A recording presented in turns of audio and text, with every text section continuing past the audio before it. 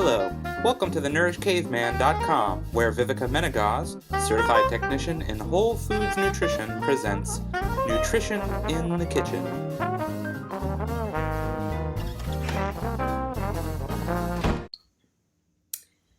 Good morning, everybody. Welcome to Nutrition in the Kitchen.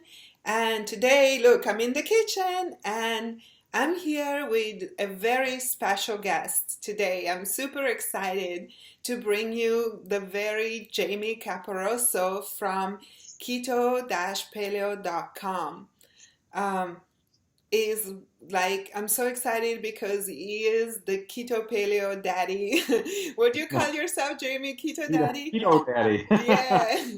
But Jamie is a personal trainer and an author, and he's also one of the main people out there in the big keto world who understands the importance of keto paleo. And, like his website says, he really promotes the concept of keto paleo. So we're very much aligned on that, diet basis of keto paleo. And I know we have a lot of really cool stuff to talk about. So welcome, Jamie. I'm so happy to have you. Yeah, thank you very much for having me. I'm very excited about this. Cool. So why don't we start talking about you a little bit, and how did you get to keto paleo? What's your history, like your, kind of health history? How did you get here? Yeah, so it's an interesting story. As we just said, we've merged these two ideologies together of the paleo world and with a ketogenic world. And where I started was almost a decade ago now. It was around the time my daughter was born. I started taking a close look at my mortality. At the time, I was a 250-pound powerlifter, and I was very well married to the idea of eat big, lift big. I was convinced you had to eat anything and everything and get as big as possible to be strong. And during a routine physical with my doctor, he looked at me and said, Jamie, there's a direct correlation between belly fat and heart disease. And it really threw me off. I was really confused because this guy knew my history. We've been friends a long time. And he knew I work out. He knew I was a drug-free powerlifter and have been my whole career. And I was assuming that was enough exercise and that was enough to maintain longevity and health and all those things. So I started taking a closer look at that, not so much in the interest of Jamie, but more in the interest of my kids, right? Sometimes we need that external motivation, and mine was my kids. And then I brought it up a couple times to some friends that, maybe I'll make a little effort and lean out a little bit. And I was met with roars of laughter, really. And that made me step back and think, too, that maybe this was a little different than I thought it was. So I started reading all the traditional stuff coming from a gym environment. I went to your normal, Muscle and Fiction magazines and Flex magazines and all that kind of stuff, and thought I was on the right path with a, I guess you would call a high-carb, low-fat style of eating with a calorie deprivation. And I was miserable for the most part. I bet. And then, and most bodybuilders are, if you talk to them, if they're doing a contest or a pre-contest diet, you'll see them, they're pretty miserable because they're hovering in between that world. And talking with a friend one day, he had said that, he goes, it sounds like you want to not only lose fat or body mass, he says, it sounds like you're really looking for optimal health. And I said, well, what do you mean? Well, what are you talking about? Isn't just by nature being lean, being healthier? And he said, no. He said, it sounds like that you're really looking for optimal health, and if you were doing that, you'd be eating grass-fed beef, organic vegetables, blah, blah, blah. And I'm like, tell me more. And he handed me a book called Neanderthal, which was one of the first books written by Ray Audette, kind of in that world of natural human diets is what it really comes down to. So I read this book, and I was like, well, none of this makes sense. None of this is the way the TV tells me to eat, right? Or mainstream marketing. Right. But I have just to back up, I have a Bachelor of Science in Biology and Medical Technology from the University of Michigan. That part was kind of jiving. So I started reading more and convincing myself at least to give it a try. I read books like Mark Sisson's, Primal Blueprint, Rob Wolf's Paleo Solution, and then I think the real tipping point was when I read Mike and Mary Dan Eads' Protein Power Life Plan. Because they back everything up 10 ways till Tuesday with science, right? Because if you've ever met Mike Eads, he's just that guy. He's the scientist, which I like to say. And nice guy, too, by the way. Never met him in person, but I know his work. He's great. I got to meet him at Vail this last year. Oh, cool. Him and Mary Dan, just great couple. So I read this book, and he had so much science in it that I was like, you know what, I'm going to give this a try. I'm going to start leaning into this lifestyle. And I started with breakfast. Okay, now remember, this 250-pound shop vac ate everything and anything in sight. So knowing that this was going to be a lifestyle change for Jamie, I had to lean into it because my personality is such that if I jump in feet first, I'll probably fall out head first.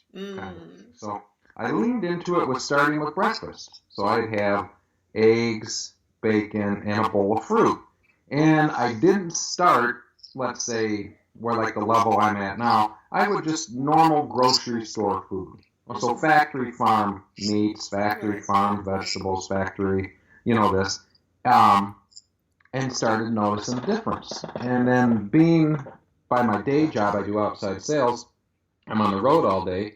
Then I incorporated breakfast dinner because I was at home. It was easier to do. And I started noticing more of a difference and started finding my way of working a little more. Like I said, leaning into it. So I was doing some exercising still and doing some general cardio treadmill stuff, right, like everybody does. Sorry, let me just interrupt you for 1 second because this is really good stuff. And I just want to mention the fact that I love the gradual approach. I love the fact that you didn't just jump in full on and wanted to make it perfect, but you just went little steps. And you leaned into it. You just tried it out a little bit at a time. That's so important because I think for people that are starting this lifestyle and they just want to be perfect right away and they're really hard on themselves, it's such a great example to see where you are right now and that you started with little tiny changes, one little change at a time. Yeah, exactly. And I think you're right. I think that is very important. And we'll talk about that more later, about where I'm even at today and don't feel that there's perfection.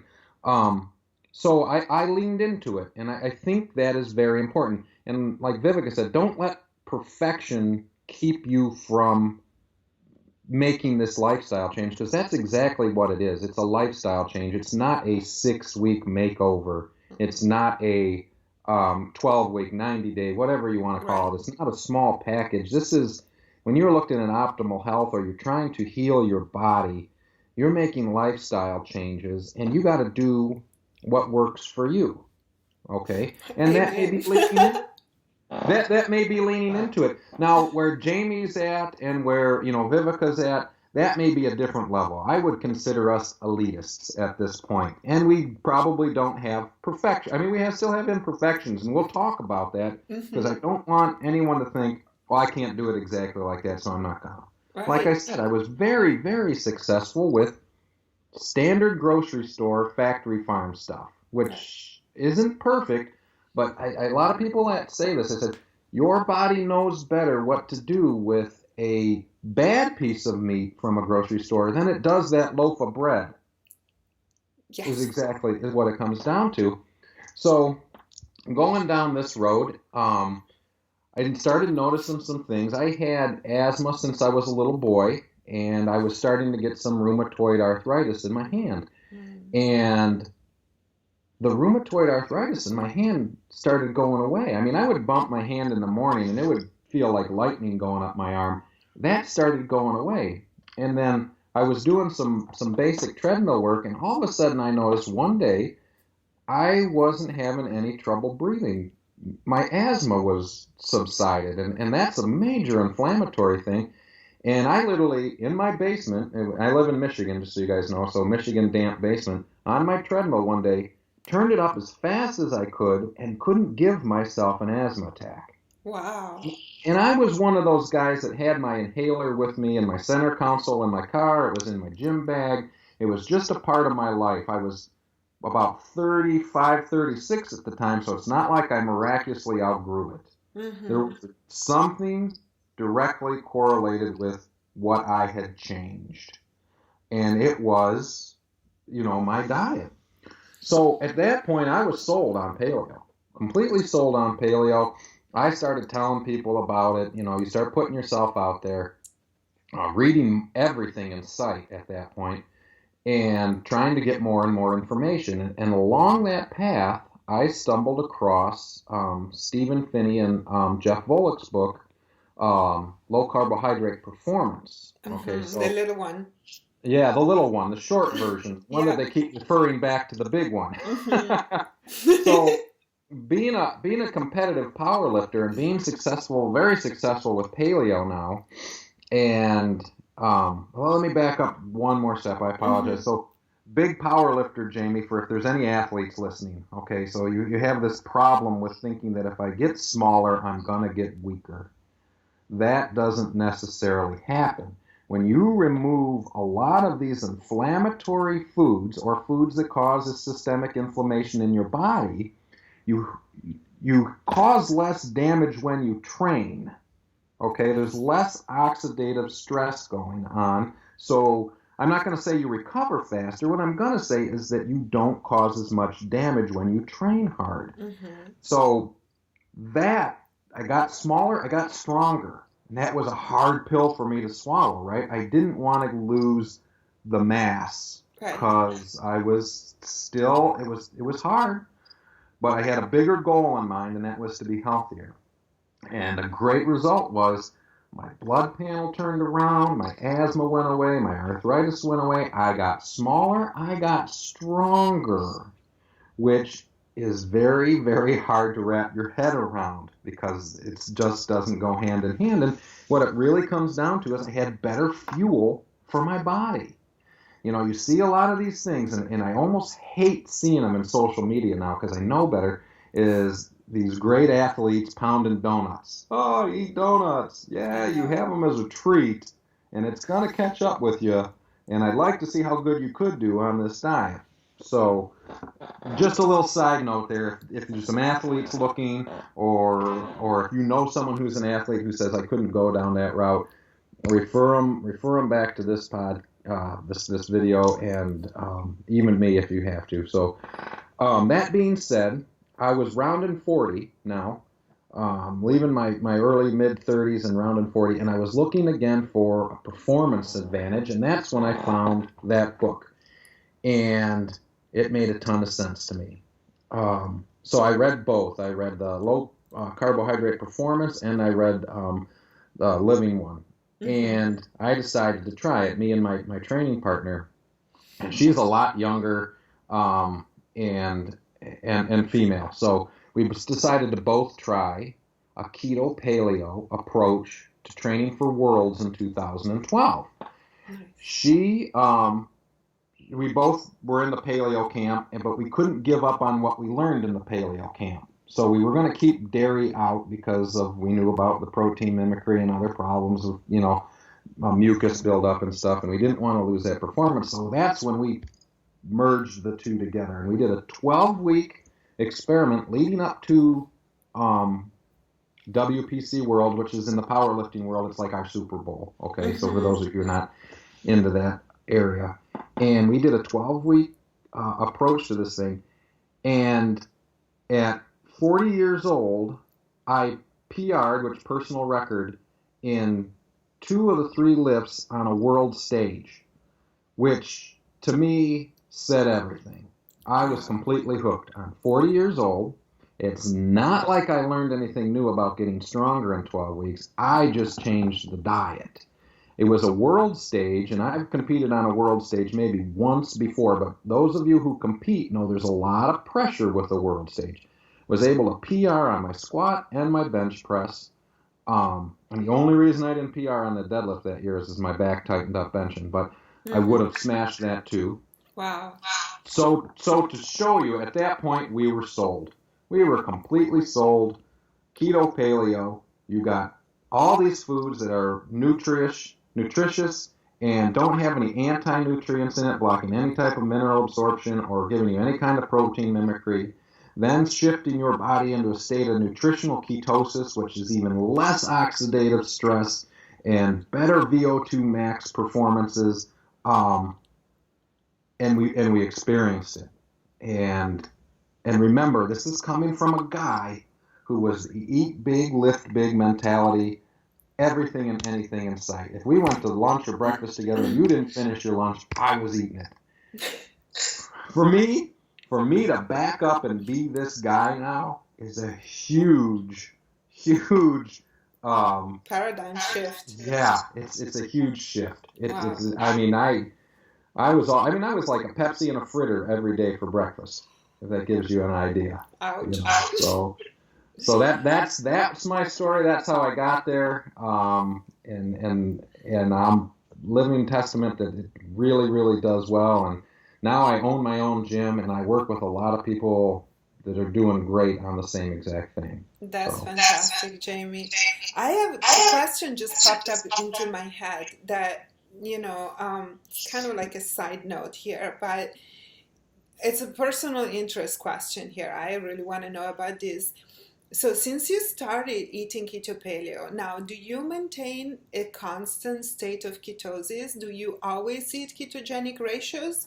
Or are there times when, there is all that talk out in the community about, especially for athletes and lifters like you, about carbing up, yes, no, there are all these podcast interviews about, how to do the cyclical ketogenic diet and, all the guys involved in that. And this is a little bit of, a different audience and a different spin-off for Keto Paleo than I do, because my audience is, is mostly women and a little bit older. But still, I want to bring it into a wider context of like, once you are keto adapted and, being an athlete or not, like, what is your experience? What do you feel like? What have you learned on your own body and the body of your clients? Because I'm sure that for your clients, you also have women clients, you have younger, older people, men, younger, older men. So what do you feel is like a good way, once you are keto adapted, to continue for long term? Because we're in this for the long term. We're not just weekender keto paleos. Like, this is our lifestyle. So, I know what it looks like for me, but what does it look like for you in the long term? Do you stay in ketosis all the time? Do you do carb ups? How do you work this? So that's a great question. It is a great question, and it almost goes back to the leaning into it mentality. Okay, so we did the 12-week initial cycle. Okay, and after that, of course, we went back to a normal paleo or glycolytic pathway style of eating. The Worlds was in November. It butted right up against the holidays. We were just kind of like, yay, that worked. So the next year, we decided to do it for 10 months to see if we really felt the difference or added advantage. And the reason we came up with 10 months was if we started, on the New Year's resolution bandwagon, the first Monday of the year of the month, like a lot of people do, that's a great starting point, because it gets the holidays behind you. So, less, for beginners, less apt to fail. So we did a 10-month thing, and my birthday is Halloween. So we figured if we wrote it out to Halloween, perfect, then it would launch us into the holidays. And I did that the first 2 years. Very successful. And I noticed a huge difference around the 6-month mark of being keto adapted. And I would stay in nutritional ketosis for the most part that whole 10 months. I didn't do any cyclical ketogenic dieting. I didn't do any targeted ketogenic dieting. I really didn't know about it too much then. Mm-hmm. Now, a reminder again, I'm into the performance stuff. I do CrossFit and I do competitive powerlifting. Right. And I think that works really well for performance athletes is getting in and staying in. What Vivica was referring to with a cyclical ketogenic diet or a targeted ketogenic diet is cyclical is some guys do like once a week or every 4 days they'll lower their fat and do a high carb meal.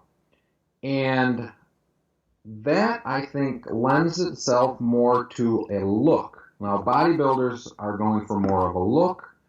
Carbs will give your body or your muscle bellies more of a fuller look, Mm-hmm. where staying ketogenic may give you the added performance, Mm-hmm. but kind of looks sinewy. Your muscles don't get puffy looking. And bodybuilding is a specific look.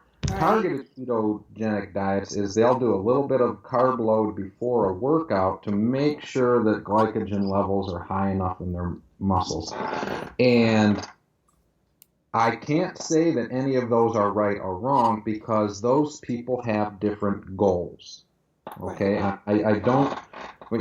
Anything I hope you get out of today is you have to do what works for you and with your best interest, right? Totally. So there's a whole bunch of groups out there, especially in the. They have a great Facebook page, the Keto Gains guys, and they're really into that. They're more into the bodybuilding stuff. Right. Jamie, for performance, I like to get in and stay in.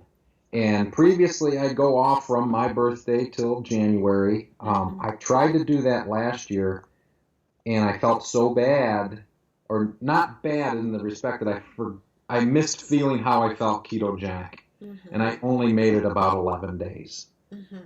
So my plan for this year, actually my birthday was just Halloween. I'm That's right. still in ketosis. There's, and this is another thing, starting 4 or 5 years ago, and ketosis is kind of my priority, with paleo grocery list kind of thing. Mm-hmm. There's treats out there that you cannot feel like you're missing out and stay in ketosis. There's a ton of fat bomb recipes, which if you aren't familiar with fat bombs, there's all kinds of nice treats I have out there. a fat bomb book that I wrote. Yeah, Vivica has a book that's awesome. So I do know fat bombs. Oh, that's right, yeah, okay, so, and manufacturers are starting to pop up with different keto items. They're answering a demand, right? So you've seen keto bars out there, you've seen keto cookies out there. Now there's even Quest Keto from Quest Nutrition. Those guys, they jumped in full bore. If you haven't seen that webpage, that's amazing. I think Vivica's even got to try some of those. So there's ways to weather this storm. There's great recipes out there. There's manufacturers answering that demand. And you can be very successful doing it now.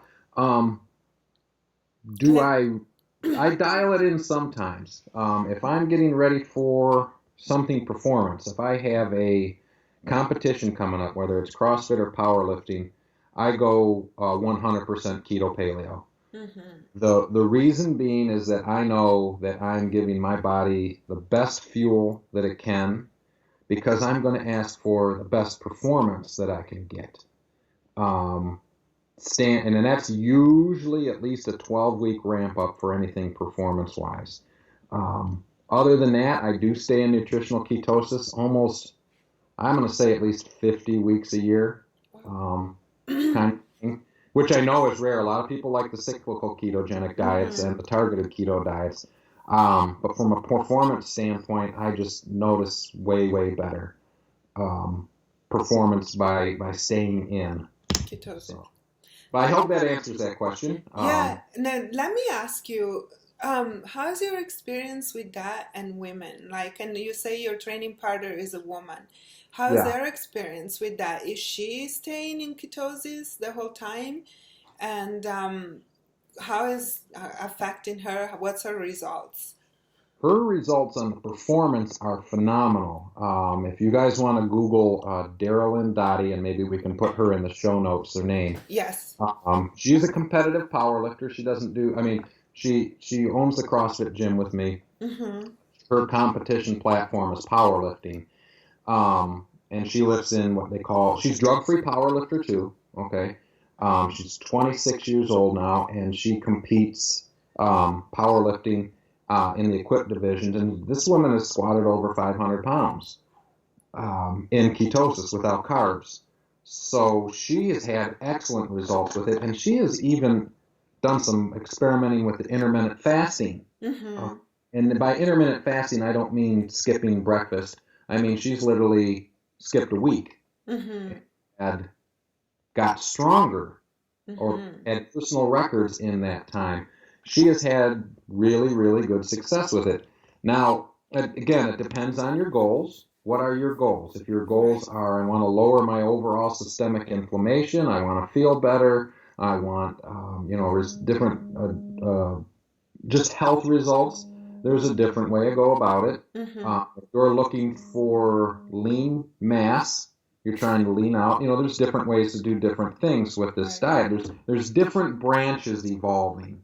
Absolutely. Yeah. And I think that's really important. And it's actually like you almost read my mind because I was just thinking about Yeah, that. yeah, Exactly. And I wanted to make another little side note here about the way that, like, for example, I do keto paleo, and I know that we're kind of doing the same thing for different branches of the diet because my audience is very different. Like, I work mostly with women, and I would say 80% of my clients is over 40. So they're much more fitting my profile because I'm a woman and I'm over 40, right. and so I adapt the diet for our needs, my needs and the needs of my clients. And, I just want to make it clear for everybody that keto paleo is a tool, and it's a wonderful, amazing tool that is a therapeutic diet and can bring you these amazing results,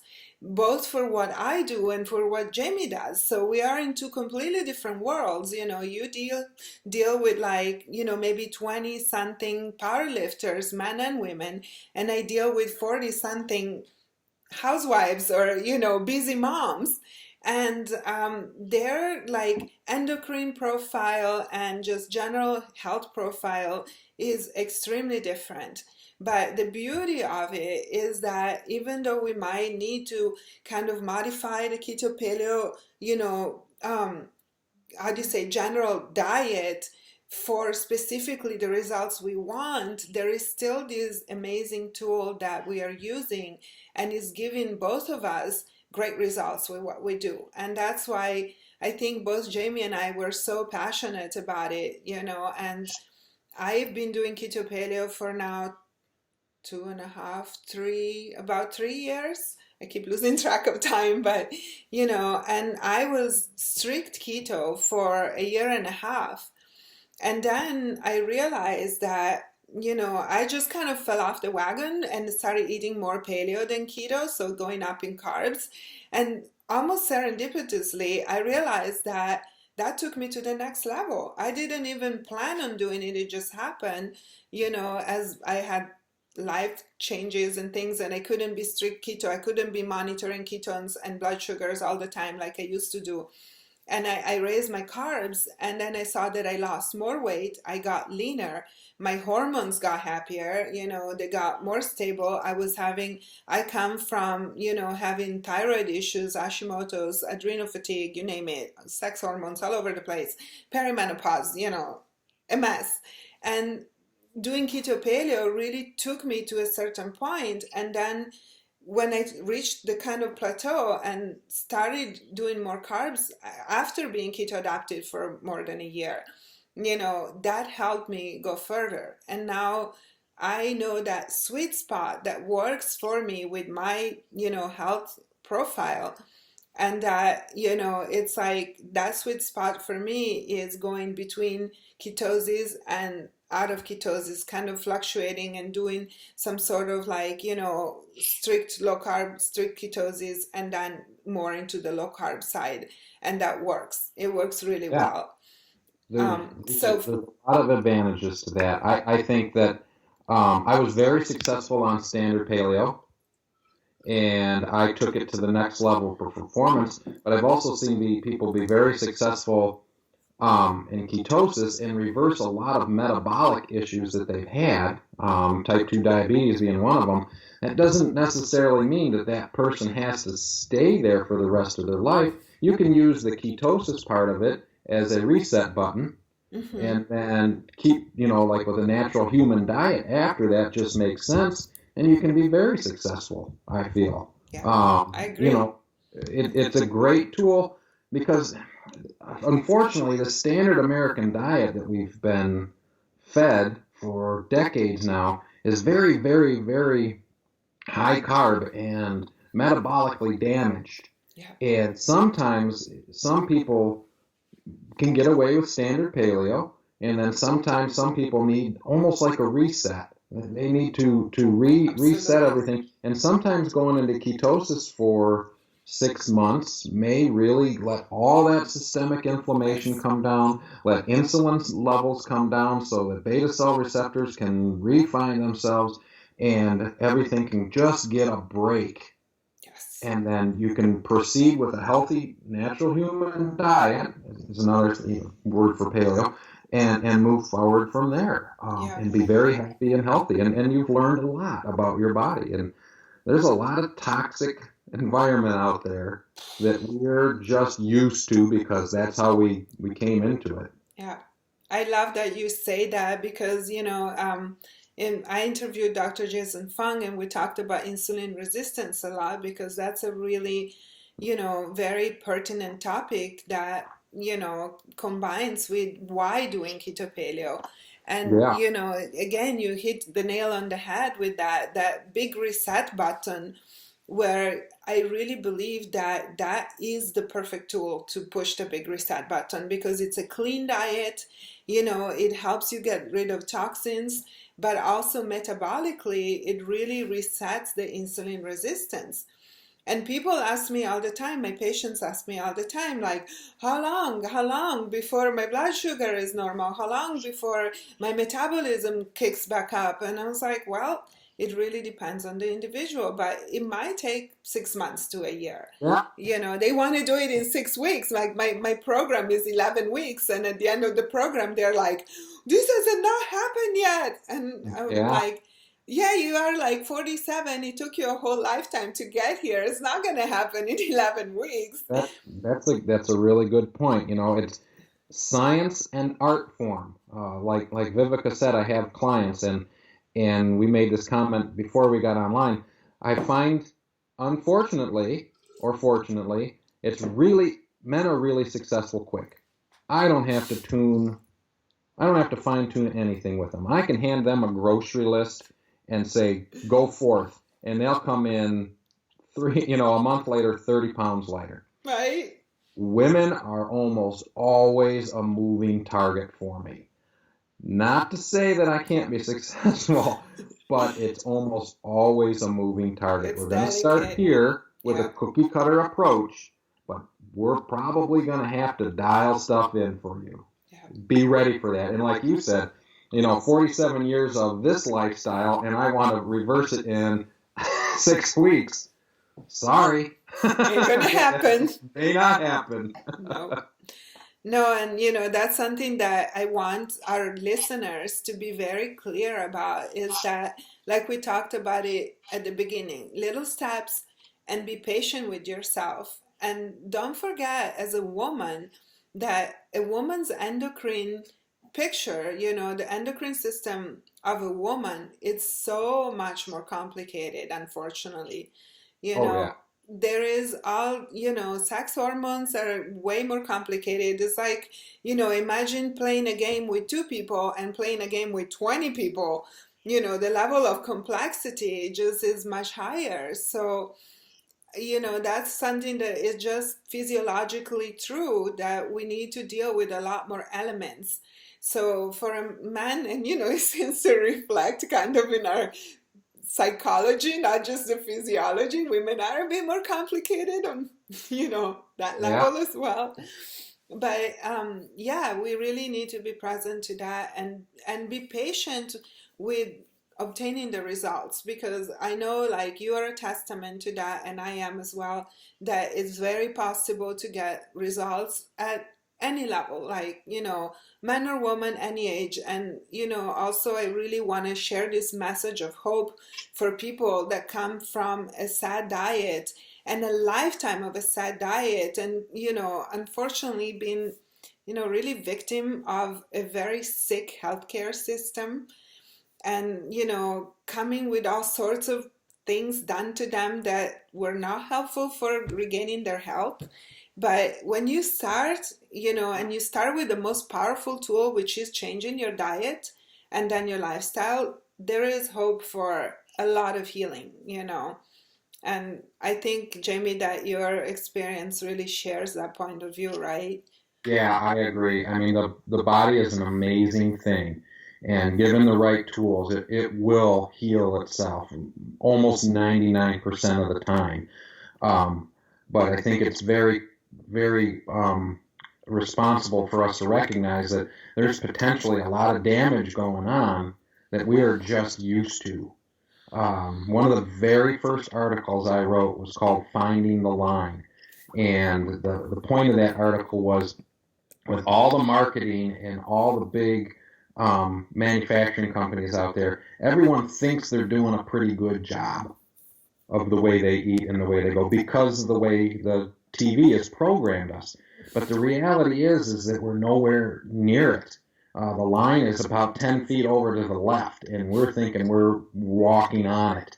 And it's not it's our fault, but it's not our fault. There's billions of dollars put into marketing on this stuff.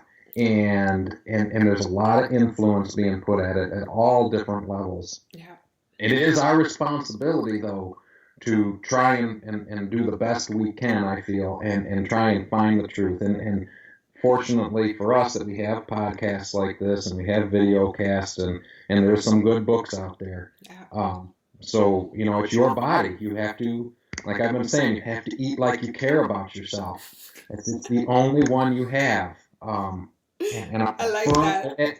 If you're into any of this, if you walk away paleo, if you walk away keto, or if you walk away keto paleo, and you've learned something today, that's the one thing that I can tell everybody is eat like you care about yourself. And that shines so much light on before you put something in your mouth. I can't stress that enough. I really like that.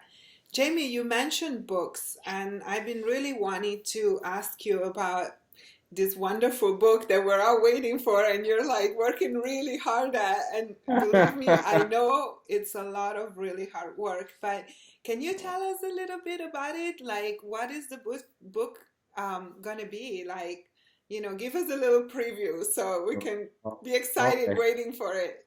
Well, it's going to share my story in the beginning. I think that adds a lot of relatability to it, so that you know that I have not always just been that skinny athlete type of guy.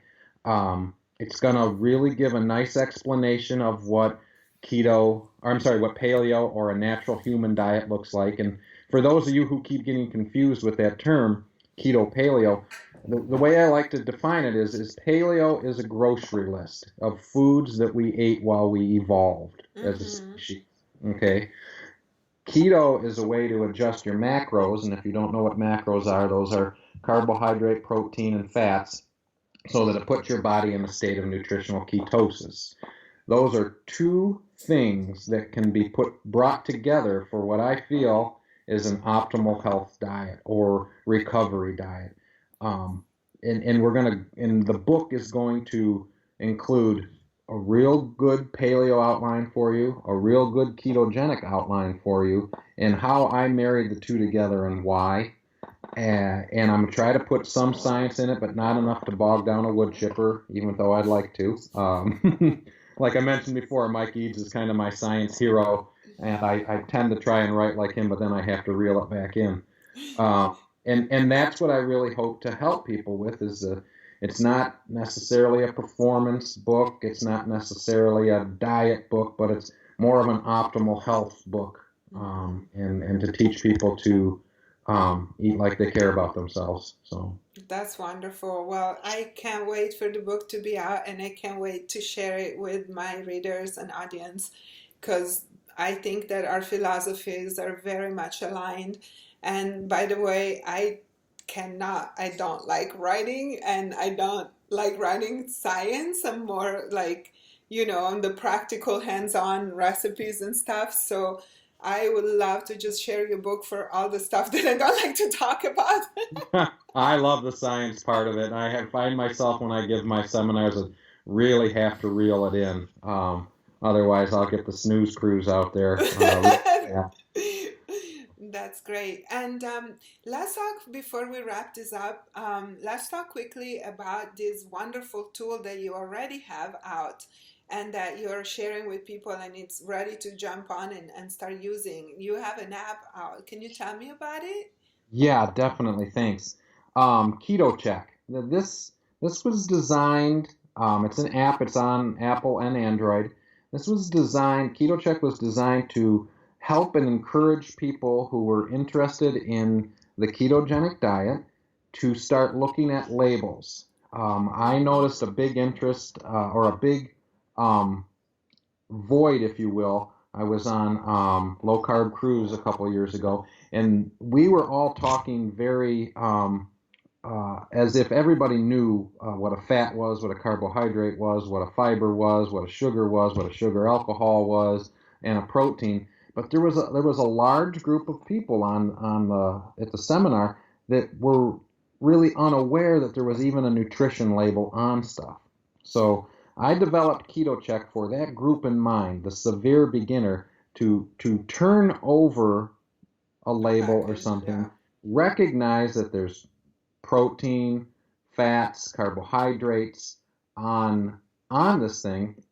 And what Keto Check lets you do is let you type those individual things in, and that was on purpose, and then give you a quick pie chart with some percentages to show you this percentage of this food is 70% fat, 25% protein, and maybe 5% carbohydrate, or completely flipped. It gives you a conscious feel of what foods are at a macro level.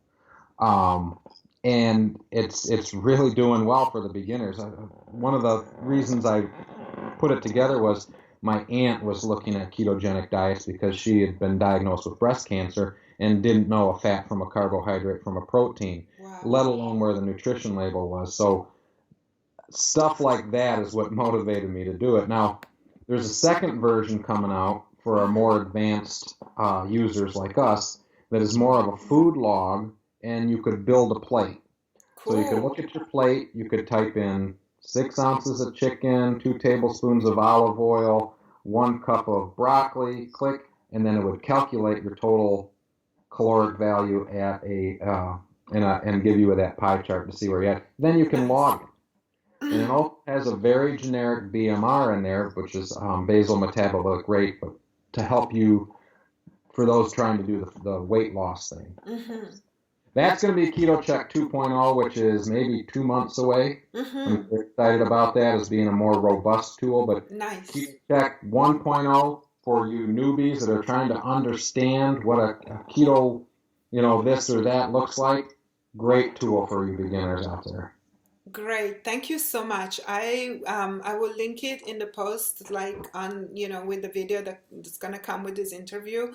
And Awesome. also for all you listeners, of course, you will find links to Jamie's website is social media, Facebook. We'll track you down, Jamie, so that, people can maybe work with you, or, I feel like there are a lot of people that come to me and they're not really my perfect audience because, we talked about our different audiences. So I love this interview, being able to like direct them to you so they can find the right answers for themselves.